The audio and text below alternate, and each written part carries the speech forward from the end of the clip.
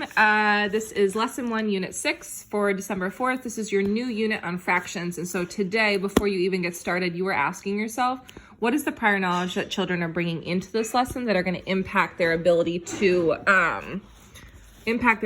solve these problem types, impact the TTED, impact the steps that you're going to ask of them.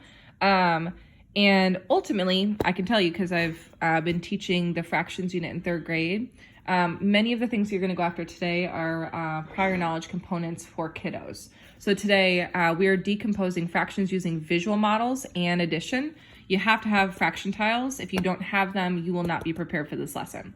So today, kiddos need to understand that a fraction can be decomposed into different parts. And those different parts can be either added together to get to the total again, thinking about it as part whole or part whole. And this is going to build towards some decomposition for multiplication, which is the next lesson. And so the way that the decomposition to get to multiplication comes from repeated addition. And so while we'll be able to say that 3/8 does equal 2/8 plus 1/8, we also need kids today to see that 3/8 equals the sum of its unit fractions, which is 1/8, 1/8, 1/8.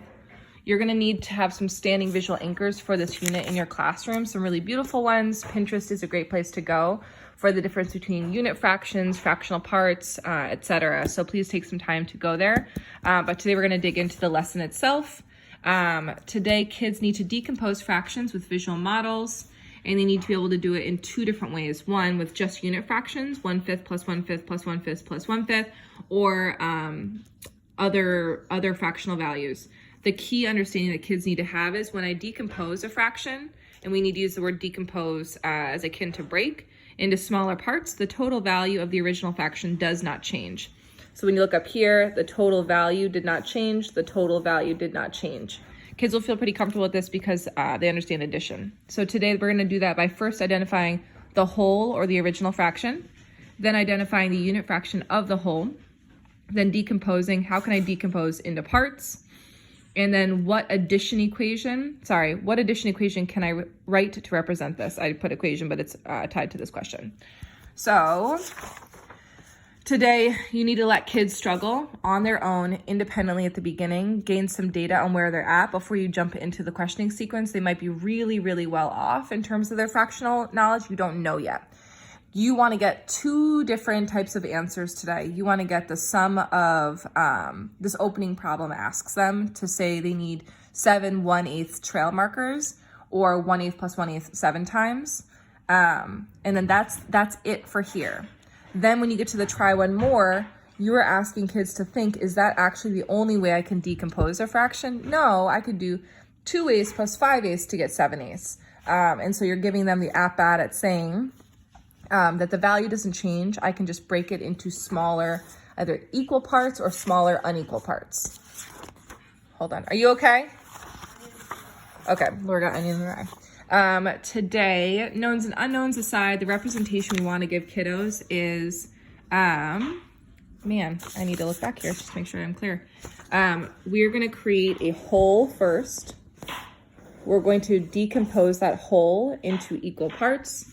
So first we know that our sum is 7/8, and we need to be able to write how many 1/8 tiles. So they need fraction tiles again. They should take out 7 of them and be able to say, oh, I have 7 1/8 tiles.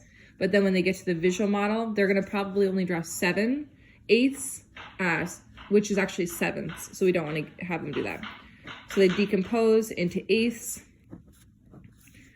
labeling each of them 1/8 because that's the unit fraction.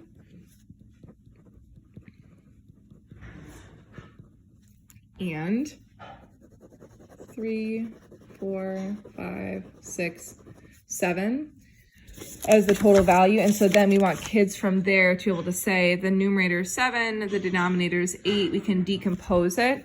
And so 7/8 equals, and we know we're working with only 1/8. How many 1/8? 1, 2, 3, 4, 5, 6, 7, 2, 3, 4, 5, 6, 7.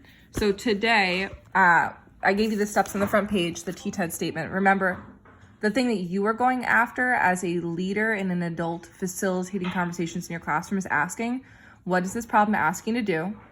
What in the story tells you that? What math does that tell you to do? This math should tell them to do addition, or this math should tell them to do division because they're dividing something equally and then writing it as an addition sentence. Sorry, I didn't finish this. Sounds like you have a great plan. I'll come back to you later. When you get down here, 7/8 in a different way, this is the flexibility of recognizing that 7/8 can equal 2/8 plus 5/8. It could equal 3/8 plus 1/8 plus 3/8, whatever it needs to be. But it's decomposing to recognize that the original value did not change. You have to get them to be able to do both the unit fraction and the almost like a part whole understanding of unequal parts.